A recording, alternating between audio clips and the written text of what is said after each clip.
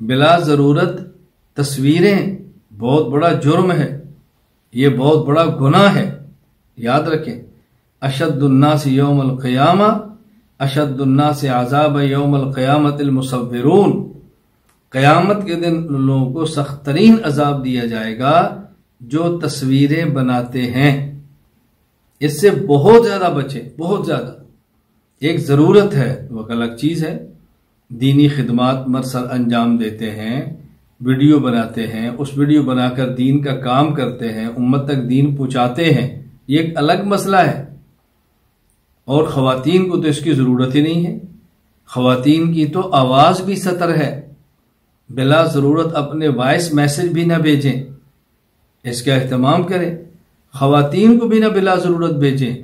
خواتین کے میسج خاتون کے پاس جائیں گے، مرد سنے گا، اس کا بھائی سنے گا، بیٹا سنے گا، یا تو اتنا وہ اہتمام کریں نا کہ آپ کے سنے ہوئے میسج کو محفوظ رکھیں، کسی تک جانے نہ دیں۔ کسی کے پردے کا مسئلہ ہے، کسی کی ذاتی ضرورت ہے، کسی نے کو اپنی کمزوری کا بیان کیا ہے، تو یہ باتوں کا خیال کریں۔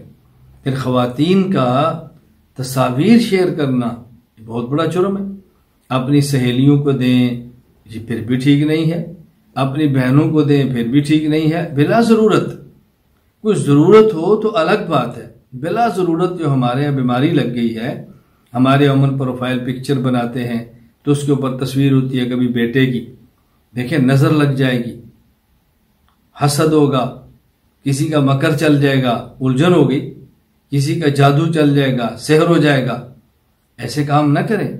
اللہ پاک اولاد کو صحت عطا فرمائے، اللہ تعالیٰ عافیت عطا فرمائے۔ بلا ضرورت اپنے بیٹوں کی تصویریں بغیر مانگے کسی کو دینا، ایسے ہی بھیجتے رہنا، ان سے بہت زیادہ خیال کریں۔ یہ بظاہر چھوٹی چھوٹی باتیں ہیں، لیکن مستقبل میں جا کر یہی باتیں بہت بڑی ہو جاتی ہیں۔